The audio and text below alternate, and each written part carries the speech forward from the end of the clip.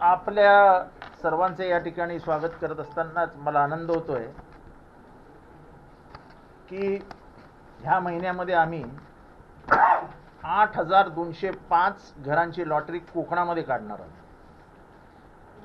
त्याच्यातला अत्यल्प उत्पन्न गटासाठी 70%, अल्प उत्पन्न गटासाठी 27%, म्हणजे 97 अत्यल्प आणि अल्प गटासाठी आहेत. म्हणजे गोरगरिबांसाठी घरं द्यायची हे जे म्हाडाचं स्वप्न आहे ते कोकणामध्ये पूर्ण होईल. अर्जाची किंमत 560 रुपये असून अर्जासमावेत भरवायची रक्कम EWS करता 5,000, LIG करता 10,000, MIG करता 15,000 आणि HIG करता 20,000.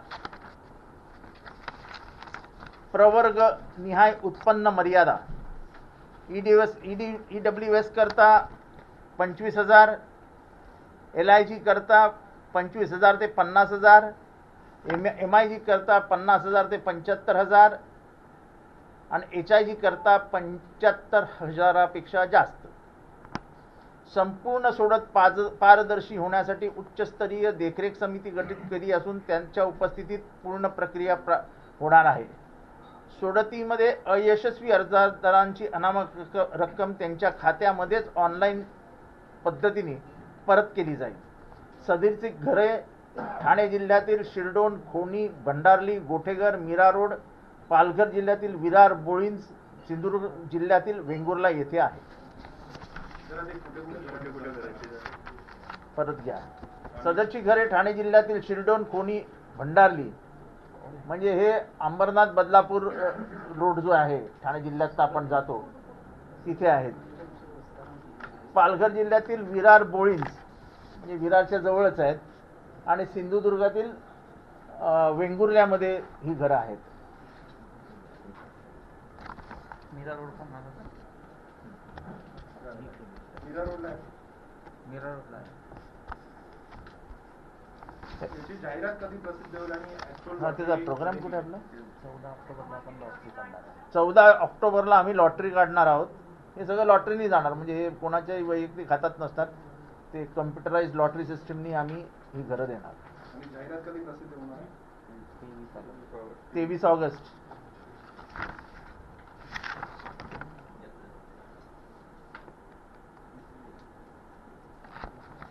तसेच एकंदर घराची मागणी लक्षात घेता पुण्याच्या लॉटरीला मिळालेले यश बघता आम्ही नाशिक, नागपूर, अमरावती, पुणे आणि औरंगाबाद येथे येणाऱ्या 2 वर्षामध्ये कमीत कमी 7,000 ते 10,000 घरांची निर्मिती करून तीही लॉटरीमध्ये आणणार आहोत. म्हाडावरचा जो लोकांचा विश्वास आहे तो आम्हाला द्विगुणित होताना दिसतोय. नाशिक, औरंगाबाद, अमरावती आणि इतर all revenue Capitals. Amravati, Pune, Nashik, Aurangabad, Nagpur. तर ज्या तऱ्हेने मुंबईत घरं दर्जेदार मिळतात तशी नागपूर, अमरावती किंवा नाशिक, औरंगाबाद या ठिकाणी तेवढे दर्जेदार घरं नसतात. यापूर्वी काय झाले मला माहीत नाही, पण ह्याच्यानंतर तुम्हाला म्हाडामध्ये क्वालिटेटिव्ह बदल दिसेल याची खात्री बाळगा. याचा एरिया किती असणार आहे? म्हाडाच्या ज्या इमारती आहेत त्याच्याबद्दल अजूनही त्याच्या बांधकामाबद्दल किंवा आतल्यावर जे बांधकाम आहे, बाहेर इमारत मजबूत असते पण पाटबंद बांधकाम आहे त्याच्याबद्दल अजूनही तक्रार येत आहे मुंबईसारख्या ठिकाणी.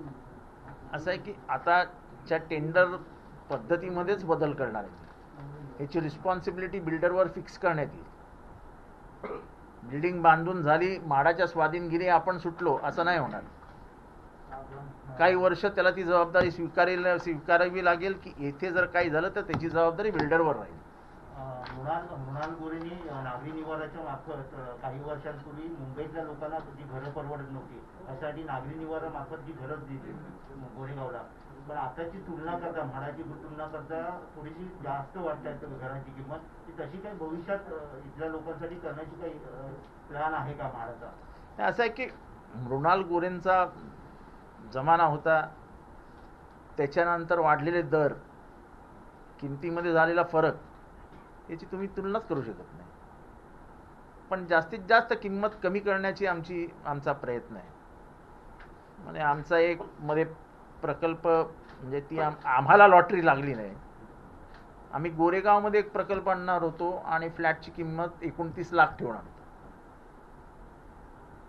पण ती योजना दिल्लीमध्ये जाऊन रखडली आणि ती अजून पूर्ण नाही झाली. पण मला वाटतं की जर ती योजना पूर्ण झाली तर 240 एकरचा एक भूखंड आहे गोरेगावमध्ये, त्याच्यावरती घरं बांधून ते एक घर 300 स्क्वेअर फीटचं 29 लाखात देण्याचा आमचा विचार आहे. या घरांची किती स्क्वेअर फीट आहे? 29 स्क्वेअर मीटर पासून 74 स्क्वेअर मीटर. 29 स्क्वेअर मीटर पासून 74 स्क्वेअर मीटर पर्यंत. आणि टोटल कॉस्ट किती होणार? प्रकल्प नाही वेगवेगळी आहे. आता कसं आहे की वेंगुर्ल्याला कॉस्ट वेगळी असणार, कल्याण शिल्डोनला कॉस्ट वेगळी असणार, वसई विरार बोळिंजला कॉस्ट वेगळी असणार. शहरावाईज डिपेंड करतं त्याचा रेडी रेकनर व्हॅल्यू किती आहे, काय आहे, सगळे शहरावाईज डिपेंड करतं. त्याच्यामुळे हे वेगवेगळं असणार. तुम्ही गोरेगावचा सांगितला 240 एकर भूखंड, तिथे केंद्र सरकारमार्फत अशी कुठली योजना उभी केली जाणार? तेच असं आहे की मी स्वतः पवार साहेबांशी बोललोय, मुख्यमंत्री साहेबांशी बोललोय, अर्बन डेव्हलपमेंट मिनिस्ट्रीमध्ये जाऊन त्या मिनिस्टरला भेटून काही योजना आपल्यासाठी आणता येतात का याचा प्रयत्न चालू आहे. मी पवार साहेबांना सांगितलेलं ऑलरेडी की आम्हाला तुम्ही अपॉइंटमेंट घेऊन द्या आणि तुम्ही आमच्याबरोबर चला, की थोड्याशा काही देशाच्या जी स्कीम्स आहेत, ऑल इंडिया स्कीम्स आहेत, त्याचा फायदा इथल्या गोरगरिबांना मिळावा यासाठीचा प्रयत्न आहे. पोलिसांसाठी तुम्ही 10% ठेवलं असं म्हणतो तुम्ही जेव्हा बदलाल त्याचं दुसरं आलंय. दुसरा महत्वाचा प्रश्न, अनेक बिल्डर महाराष्ट्राचे जे रिडेव्हलपमेंट प्लॉट आहेत ते सोडून बाजूला गेले किंवा 10-10 वर्ष 5-5 वर्ष त्यांचं गेलं आहे. एक नवीन पॉलिसी लोकांनी डेव्हलप करावं, जसं नागरिक इमारत आहे लोकांनी डेव्हलप. असं आहे की सेल्फ डेव्हलपमेंटची पॉलिसी आमची आहेच आणि ह्याच्यावरती ही लिगल व्ह्यू आम्ही घेतोय की एखाद्याने म्हाडाची NOC घेऊन 5 वर्ष जर डेव्हलप केलं नसेल तर त्या महाराजांना टाटा म्हणायला काय हरकत नाही. तर त्याच्यासाठी लीगल ओपिनियन आम्ही मागवतो आहोत की त्याच्यात तो बसला पाहिजे ना. उद्या आपण त्याला टाटा म्हणायचं, तो आपल्याला टाटा म्हणायचा आणि कोर्ट आपल्याला बाटा द्यायचं. ते तसं नको व्हायला. एकदा म्हाडाने निर्णय. एकंदरीतच पत्राचाळीचा विषय असेल, बीडीडीचा विषय असेल, मराठी टक्का हा मुंबईत राहण्यावर महाविकास आघाडी सरकारचा भर दिसतो जो याआधी आपल्याला पाहायला मिळाला. नेमकं विजन काय, मराठी टक्का मुंबईतच राहायला पाहिजे? मुंबई ही मराठी माणसांचीच आहे, त्यामुळे त्यांनी इथे राहायलाच पाहिजे. ही प्रत्येकाचीच इच्छा असायला हवी. तुमचं मूळ गाव आहे, तुमचं असायलाच हवं. तसं मराठी माणसाचं हे मूळ गाव आहे, ते त्याचं असायलाच हवं. त्याची जर इच्छा प्रकट केली तर ती काही जगाबाहेरची इच्छा नाही आहे, ती प्रत्येक मराठी माणसाची इथली इच्छा आहे. तो परिस्थितीमुळे बाहेर फेकला गेला आहे, त्याच्यामध्ये काहीतरी तोडगा काढला पाहिजे. जसं आम्ही BDD तोडगा काढला. आज आम्ही 500 स्क्वेअर फीटाचं घर देतो आहोत BDDच्या प्रत्येक माणसाला. त्या आणि म्हणजे आता ती मला सांगतायत, तुम्हीही जाऊन बघून या, BDDचं प्रत्यक्ष काम सुरू झालं आणि जोरात सुरू झाले. मला वाटतं की पुढची पत्रकार परिषद आपण BDDला घेऊया. तिथले जे दुकानदार आहेत त्या दुकानदार संघाचा या पुनर्वसन प्रकल्पाला विरोध आहे, त्यांची आज बैठकही होते. असं आहे की कुठेतरी काही नाही तर कोणीतरी उद्योग करत असतं. 16,000 घर आहेत, त्याच्यात दुकानदार 500. आता 16,000 लोकांचं बघायचं का 500 दुकानदारांचं बघायचं? आम्ही दुकानदारांना नाही म्हटलेलंच नाही. जर आम्ही पोलिसांना 2010 पर्यंतची घरं देऊ शकतो, जर आम्ही 1/1/21 पर्यंत सगळ्यांना मान्यता देऊ शकतो, तर ज्यांची दुकानं आहेत, अधिकृत दुकानं आहेत, पावत्या आहेत, ज्यांचं गुगल मॅपवर आम्हाला दुकान दिसेल त्याला दुकानाला दुकान देणारच. पण आता जर म्हणजे घुसण्याचा प्रयत्न केला की मिळतंय चला टाकून द्या नाव, तसे प्रकार सहन केले जाणार. त्यांची मागणी अशी आहे की त्यांना 160 360चाच एरिया दिला जातोय आणि इतरांना आपण 500 दिला जातो. असं आहे की कमर्शियल तेवढा एरिया आपल्याकडे नाही आहे, तेवढे आपल्याला पसरवता येणार नाहीत, त्याला काही मर्यादा आहेत. आणि त्या मर्यादेमुळे आपल्याला त्या स्क्वेअर फीटमध्ये त्यांना ॲडजस्ट करावं लागेल. नाही तर आपल्याला ओपन स्पेस राहत नाही, त्याच्यावरती आर्किटेक्चरल अडचणी आहेत, त्याच्यावरती म्हणजे तुमचा DCPR जो आहे त्याच्या अडचणी आहेत, प्लॅन पास करतानाच्या अडचणी आहेत. या सगळ्या अडचणी विचारातही घेतल्या पाहिजेत ना. आता जसं कोकण परिसरात म्हणाला, कोकण परिसरातल्या त्या भागातल्या वर त्या म्हाडाच्या घरांच्या किमती अवलंबून असतात. उदाहरणार्थ वेंगुर्ल्यातली जी घरं आहेत, जी चांगली आणि स्पेसियस आहे, माझंच ते गाव आहे, तिथे जर किमती जर बघायला गेलं तर तिथल्या किमती इथल्या आजूबाजूच्या किमतीच्या दृष्टीने खूप मोठ्या आहेत. ह्यावर म्हणजे तसं विचार तुम्ही मला किमती सांगा, आपण जरूर त्याच्यात लक्ष घालू आणि तिथल्या मार्केटला, त्यातल्या मार्केटपेक्षा आपल्या किमती कमी कशा आणता याचा प्रयत्न करून तसंच करू. साहेब, आपण पोलिसांच्या घरांचा उल्लेख केला, आपण उद्घाटनाला आपल्या पोलीस कुटुंबियांनी आपलं जोरदार स्वागत वगैरे केलं, परंतु अद्याप या संदर्भातला GR किंवा कुठलं परिपत्र किंवा ॲग्रीमेंटसाठी काही पुढे पावलं उचलली गेली? असं मी त्या दिवशीच्या माझ्या भाषणामध्ये ॲग्रीमेंट हलवून दाखवलं. असं की जितेंद्र आव्हाड 200च्या स्पीडने धावतो म्हणून प्रत्येकजण 200च्या स्पीडने धावेल असं नाही आहे ना. त्यांचाही स्पीड विचारात घ्या. एकदा मी ॲग्रीमेंट दाखवलंय तुम्हाला सगळं सुस्पष्टपणाने मी TV वर सांगितलंय, तुम्ही कधीही लावू शकता. त्याच्यातला एकही माझी कमिटमेंट फ्लॉप होणार नाही. 2010 मध्ये राहिलेल्या पोलिसांचं घर त्यांना मिळणार म्हणजे मिळणारच. 2021ला जरी एखादा माणूस राहायला आला असेल तरी ते घर त्याच्या नावावर होणारच. तुम्ही घरातनं बाहेर पडण्याच्या आधी तुमच्या घराचं ॲग्रीमेंट तुमच्या हातात देणारच. 1996चा क्रायटेरिया हा मानलाच जाणार नाही, तो फाडून फेकून देणारच. अजून काय सांगू तुम्हाला मी? याच्यापेक्षा जास्त काय सांगू शकतो? आता हे थोडेसे ब्युरोक्रॅटिकल डिले असतात, ह्या टेबलावरनं त्या टेबलावर, त्या टेबलावरनं त्या टेबलावर, पण महाविकास आघाडीचा निर्णय पक्का आहे. पवार साहेब, उद्धव साहेब यांनी दिलेले दिशानिर्देश पक्के आहेत. त्याच्यामध्ये BDDमध्ये आता कुठेही काही बदल होणार नाही. आणि मला वाटतं की ज्या पद्धतीने आता वरळीमध्ये काम सुरू आहे, 3 वर्षात चित्र बदललेलं असेल. म्हणजे पुढच्या 4-5 महिन्यामध्ये तुम्हाला 1-2 फ्लोर वरती आलेले दिसतील. देवेंद्र फडणवीस यांनी म्हटलं की आम्ही 3 वर्षापासून सगळी मेहनत केली, त्यांनी ट्विट केलं. तर त्यांनी कमीत कमी दखल तर घेतली.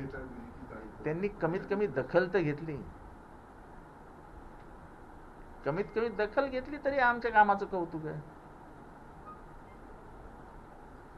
साहेब, नायगावमध्ये जी नवीन पोलीस वसाहत आहे तिकडे लोकांना नोटीस पाठवलेल्या आहेत आणि 10 दिवसात घर खाली करा असं म्हटलेलं आहे. लोकांमध्ये प्रचंड नाराजी आहे. असं आहे की घर अजूनही राहण्यालायक आहे असं त्यांचं म्हणणं आहे. असं आहे की एक तर पहिली गोष्ट सुस्पष्टपणाने तुम्हाला सांगावीशी वाटते की त्याच्यात म्हाडाचा काही संबंध नाही. ती पोलीस लाईनीतली घरं आहेत जी पोलीस कमिशनरेटच्या हातात येतात. त्या मी माहिती घेतली स्वतः. PWDनी ती घरं राहणं योग्य नाही असा दाखला दिलेला आहे आणि त्याच्यानंतर पोलिसांनी नोटीस दिली, जी मी माहिती घेतली. मला ह्याच्यात करत पडायचं नाही. पण असं आहे की जीवाशी खेळू नका. एकदा PWDनी किंवा IITनी किंवा VGTIनी सांगितलं की ही C1 आहे इमारत, C1 झाल्यानंतर ती कधी कोसळेल सांगता येत नाही आणि त्याचा सगळा दोष शासनावरती येतो. आणि पोलिसांना बेघर तर करणार नाहीत ना, त्यांना कुठेतरी घर उपलब्ध करून देणारच. कमिशनरशी मी बोललो ते आंदोलनाचं ऐकल्यावरती, ते म्हणाले पर्यायी घर देणारच आहोत. उगाचच त्याला राजकीय रंग लावून तिथे नाही तोडणे नाही देंगे. अरे काय आहे, उद्या पडलं आणि गेले 10-20 जण, त्याची जबाबदारी घ्याल काय? आज त्या ठिकाणी स्वतः फडणवीस यांनी भेट दिलेली आहे, त्यांनी घराची पाहणी केली आणि त्यांनी म्हणले की मी ते तुमच्याशी येऊन बोलणार आहेत आणि तिथे लोकांना राहू द्यावं यासाठी विनंती करणार आहे. असं आहे की पहिली गोष्ट म्हणजे त्यांच्या मनाचा मोठेपणा आहे की त्यांनी माझं नाव घेतलं, पण तो माझ्या अखत्यारीतला भागच नाही आहे म्हणून मी जबाबदारी ढकलतो असंही नाही आहे. मी अत्यंत जबाबदारपणाने उत्तर देतो की अशी रिस्क कधी घेऊ नये. राजकीय पक्ष कोणाचाही असो, विरोधी पक्षात कोणीही असो, सत्ताधारी कोणीही असो, पण एकदा गव्हर्नमेंट अथॉरिटीनी ती बिल्डिंग C1 डिक्लेअर केली तर ती, आणि तिथे परत त्याच क्वार्टर्स बांधल्या जाणार आणि त्या पोलीस हाऊसिंगतर्फे किंवा मुंबई पोलीसतर्फे बांधल्या जातील. म्हणजे पोलिसांसाठीच राहील, तर रिझर्वेशनच पोलिसांसाठी. म्हणजे ती जे तिथे सांगितलं जातं आहे की IPS लॉबी बळकावू इच्छिते वगैरे काही नाही. ते पोलिसांचीच हे आहे. पोलीस लाईनमध्येच ती घरं बांधली जाते, पोलिसांसाठीच असते. तो प्लॉटच रिझर्व्ड गव्हर्नमेंटचा आहे पोलिसांसाठी. कशी काय दुसऱ्याला घरं देणार ते? हे उगाच अफवा उठवायचे आणि कोणाला तरी आग लावून पळायला लावायचं, हे राजकारण बरोबर नाही. साहेब, मुंबई लॉटरीकडे पण खूप लोकांचं लक्ष आहे की मुंबईत कधी म्हाडाची लॉटरी निघणार, त्या संदर्भात काय त्याचंही पुढच्या 8 दिवसात मी अनाउन्समेंट करणार आहे. कन्नमोर नगर आशियाई खंडातली सगळ्यात मोठी म्हाडाची वसाहत होती, पण आज त्या कन्नमोरमध्ये प्रत्येक जण स्वतः करतात आणि त्याच्या खाडीच्या बाजूच्या सगळ्या ज्या बिल्डिंग्स आहेत आणि तिथे खूप मोठी अडचण झाली वगैरे, तर त्या दृष्टीने ते सगळे मला येऊन भेटून गेले. तिथे एकंदर 15 ते 16 बिल्डिंगी आहेत.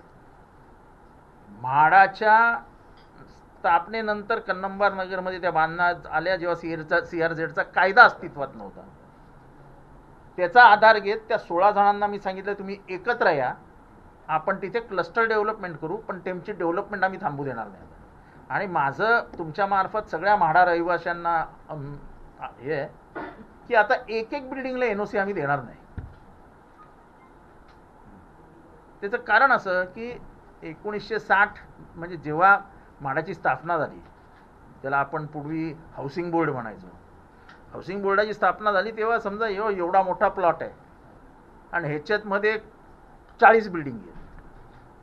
तर त्या 40 बिल्डिंगमध्ये राहणाऱ्या पॉप्युलेशनचा विचार करून तिथे शाळेचं रिझर्वेशन असायचं, पटांगणाचं रिझर्वेशन असायचं, पाण्याची किती देणार ते ठरलेलं असायचं, तिथे गटार कसं असेल ते ठरलेलं असायचं, स्ट्रॉम वॉटर ड्रेन कसं असेल ते म्हणजे ज्या बिल्डिंगींसाठी लागणाऱ्या सोयीसुविधा आहेत त्या तेवढ्या 25-40 बिल्डिंगींसाठी ठरलेल्या असायच्या. तेवढ्या लिमिटेड पॉप्युलेशनला काय काय लागणार आहे ते सायंटिफिकली कॅल्क्युलेट करून तिथे आणलेलं असायचं. आता तुम्ही एक बिल्डिंग डेव्हलप केल्यानंतर तुमचं पॉप्युलेशन तिप्पट होणार आहे. शाळा येणार आहेत, तुमचं रिझर्वेशन राहणार आहे, सगळ्यालाच प्रॉब्लेम आहे. म्हणजे ह्याच्यावरती म्हाडाने खरं तर कधीच विचार करायला हवा होता की हे जे आता कन्नंबार नगर आहे, टागोर नगर आहे, इथे अभ्युदय नगर आहे, ह्या ज्या वसाहती आहेत त्या वसाहतीमध्ये 1966 साली म्हणजे 60 साली घेतलेला दृष्टिकोन हा तुम्हाला 2022 साली नाही घेता येणार. तुम्हाला तिथे शाळेचं रिझर्वेशन्स वाढवावी लागतील, शाळा आणाव्या लागतील, तिथे पटांगण आणावी लागतील, तिथे तुम्हाला जी गटार एवढं असेल ते एवढं करावं लागेल का? पॉप्युलेशन वाढणार ना. आज एक इमारत जर 20 आणि 30 मजल्याची झाली, जी 4 मजल्याची इमारत आहे, तर तुम्हाला काहीतरी तिथे इन्फ्रास्ट्रक्चरल हे वाढवावं लागणार, तुम्हाला रोडची विड्थ वाढावी लागेल. स्थानिक आमदार जे आहे सुनील राऊत आहे ते फार विचार करताना दिसत नाहीत आणि मुळात विचार तर राहिलाच बाजूला, पण ते खाडीतलं ते कांदळवून तोडून राजरोज झोपड्या बांधण्याचं काम सुरू आहे. ह्याच्यावर मी असं काय मी स्वतः त्यांना काय बांधताना बघितलेलं नाही, त्याच्यामुळे मला ह्याच्यावर काही बोलायचं नाही. तुम्ही मुंबई लॉटरीचा उल्लेख केला, 8 दिवसात त्याची घोषणा होईल, साधारणतः त्याची काही डिटेल्स आहेत? नाही, माझ्याकडे मी मागवलेलं नाही मुंबई डिटेल्स. आज कोकणाची घोषणा करायची होती, ठाण्याची घोषणा करायची होती, म्हणून मी 8 दिवसांनी मुंबईची केली जाणार. मग ते तळीयेचं जे म्हणताय, तळीयेमध्ये कशा प्रकारे बांधणार आणि काय कसं आहे तुमचं म्हणजे? आता तळीये गावामध्ये आता मी, नितीन महाजन, म्हैसकर साहेब सेक्रेटरी, डिग्गीकर, आम्ही सगळे तळीयेला जाणार आहोत. मी स्वतः निधी चौधरी ज्या तिथल्या कलेक्टर महोदया आहेत त्यांच्याशी बोललो आहे. तिथे एक जमीन शोधावी लागेल, जी जमीन ह्या धोक्यापासून थोडीशी लांब असेल. का आज जो धोका झाला तो उद्या होणार नाही अशातला काही भाग नाही. तिथं ते जमीन शोधायला सांगितलेली आहे. आत्ता तिथे जाणारे रस्ते खराब आहेत, अजून साफसफाईची कामं चालू आहेत. उगाच नेत्यांनी जाऊन आपल्या मागे तो ताफा घेऊन फिरायची काही गरज नाही. त्याच्यामुळे थोडंसं थांबून अजून एक 8-10 दिवस गेल्यानंतर तिथे जाऊन तिथली जागा निश्चित करून जवळजवळ 200-250 म्हणजे आधी तळीये झालं, पण त्याच्या बाजूला एक 5 वाड्या आहेत त्याच गावाच्या बाजूला, त्या वाचल्या आहेत. पण त्या धोक्यापासून लांब आहेत का? तर नाही, त्यांनाही धोका कधी येऊ शकतो. तेव्हा त्या सगळ्यांना चांगली घरं देण्याची जी म्हाडाची योजना आहे ती योजना तिथे आणली जाईल. पुढच्या 8-10 दिवसामध्ये तळीयेमध्ये घर कसं असेल हे म्हाडाचं जे उग्र ग्राउंड आहे खाली, तिथे ती 2 घरं आणून लावली जातील. तुम्हालाही दिसेल की म्हाडा कुठल्या प्रकारचं. पत्रकारांना घेऊन गेलो तर बरोबर. कुठे तिकडे तळीयेला. हो, जाऊ ना. ते तर चांगलं काम होत आहे तिथे. तुम्ही साक्षीदार तर पाहिजेत ना, नाही तर लोकांना कळणार कसं आम्ही काम करतोय. छत्रपती संभाजीनगरचा आपल्याला फोन आला होता. तळीयेचं गाव त्यांच्या मनाचं मोठेपण आहे की मी अनाऊन्समेंट केल्या त्यांनी फोन केला की जितेंद्र मला तुझ्याशी बोलायचं आहे. जर तुम्हाला जमीन लागणार असेल तर माझ्या ट्रस्टची तिथे 80 एकर जमीन आहे, तर त्याच्यातली तुम्हाला पाहिजे तेवढी जमीन मी देईन. पण शेवटी गावकऱ्यांचं असं असतं की त्यांची शेतीवाडी कुठे आहे त्याच्याजवळच त्यांना राहायचं असतं. आपण त्यांना तिथनं 25 किलोमीटरवर नेलं तर ते त्या शेतावर दररोज जायचं यायचं, भात लावणी असते, सगळीच शेताची कामं ती कशी पूर्ण होणार. त्याच्यामुळे त्यांच्या मनासारखंच त्यांना द्यावं लागणार. फक्त उत्तम क्वालिटी म्हाडाचा देण्याचा विचार आहे. आणि मग ह्याच्यापुढे जो रिहॅबिलिटेशनची घरं असतील ती त्याच पद्धतीने लोकांनी मागितली पाहिजे. असं एक नवीन म्हणजे की महाराष्ट्र असं घर देऊ शकतं हे पूर्ण देशाला एक उदाहरण द्यायचं. अनेक फॉरेन इन्व्हेस्टमेंट आहे ती देखील येऊ पाहते तळीयेसाठी. त्या संदर्भात काय? फॉरेन इन्व्हेस्टमेंट तळीयेसाठी येते असं नाही. फॉरेन इन्व्हेस्टमेंटशी आम्ही बोलतो आहोत. FDI साठी आम्ही फंडिंगसाठीही बोलतो आहोत. अजून प्राथमिक स्तरावर आमची बोलणी आहेत, पण आम्ही फॉरेन फंडिंग आणायला यशस्वी होऊ असं आज तरी मला वाटतं. बहिणाबाईंची जात्यावरची ओवी म्हणजे